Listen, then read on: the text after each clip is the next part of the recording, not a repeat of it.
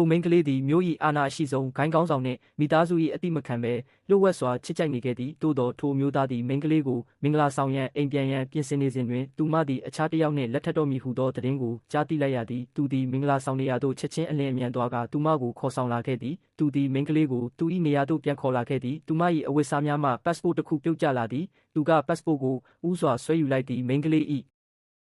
passport ပေါ်ရှိအချက်လက်များကိုမြင်ပြီးနောက်တွင်မိန်းကလေးသည်မည်သူကိုမျှလက်ထပ်ရန်မည်သည့်အခါကမျှစီစဉ်ခဲ့ခြင်းမရှိကြောင်းသူကရုတ်တရက်သဘောပေါက်သွားသည်သူမသည်မြို့မှဝေးဝေးသို့ထွက်ပြေးရန်သာလိုလားသည်ထိုအမျိုးသားကသူမ၏ခံစားချက်များကိုမည်သို့ကစားခဲ့သည်ကိုနာကျင်စွာမေးမြန်းခဲ့သည်မိန်းကလေးကကိုခုခံကာကွယ်ခြင်းမပြုခဲ့မြို့မှထွက်ပြေးရန်သူမ၏အထောက်အထားကိုအသုံးပြုရန်အတွက်သာသူမသည်သူ့ကိုချစ်ကြိုက်ခဲ့ကြောင်းသူမကတိုက်ရိုက်ဝန်ခံခဲ့သည်မိန်းကလေး၏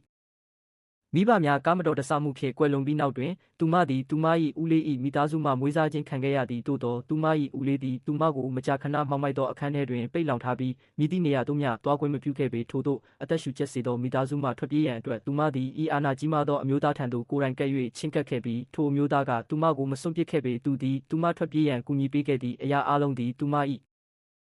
စီစဉ်မှုဖြစ်ကြောင်းသိနေတော့လဲထိုမျိုးသားကသူမကိုဆွဲလန်းစွာချစ်မြတ်နိုးနေစေဖြစ်သည်သူသည်သူမကိုဖန်နှန်းကသူမသည်သူ့ကိုတကယ်ချစ်ဖူးသလားဟုမေးမြန်းခဲ့သည်သူ၏မျှော်လင့်ချက်များကိုအဆုံးသတ်စေရန်အတွက်သူမသည်မဟုတ်မမှန်ပြောဆိုကာသူမသည်သူ့ကိုမြည်သည့်အခါကမျှမချစ်ခဲ့ကြောင်းပြောခဲ့သည်ထိုမျိုးသားသည်လုံးဝစိတ်ပြတ်သွားသည့်နောက်ပိုင်းတွင်သူသည်သူမကိုလေစိတ်သို့လိုက်ပို့ပေးခဲ့သည်သူသည်သူမကိုအလွန်ချစ်သောကြောင့်သူမကိုလွတ်လပ်ခွင့်ပေးရန်ရွေးချယ်ခဲ့သည်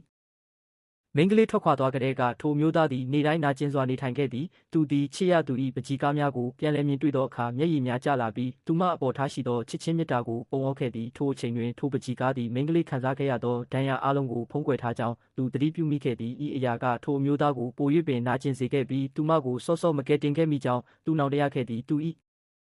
ညီဖြစ်သူကသူမကိုတွားရှာရန်အကြံပြုခဲ့တော်လဲသူမထွက်ခွာသွားသောအခါအဆက်အသွယ်ချက်လက်မည်ဒီကိုမျှမထားခဲ့သောကြောင့်သူကငင်းဆန်ခဲ့သည်သူသည်စိတ်ပြက်လက်ပြက်နစ်မြုပ်နေစဉ်တွင်မိန်းကလေး၏အရင်းနှီးဆုံးတငယ်ချင်းကသူ့ကိုလာတွေ့သည်သူမသည်ထိုအမျိုးသားကိုမိန်းကလေးထံသို့လက်ဆောင်ပေးရန်တောင်းဆိုခဲ့သည်ထိုအမျိုးသားကမိန်းကလေးသည်သူနှင့်လမ်းခွဲခဲ့ကြောင်းပြောခဲ့သည်မိန်းကလေး၏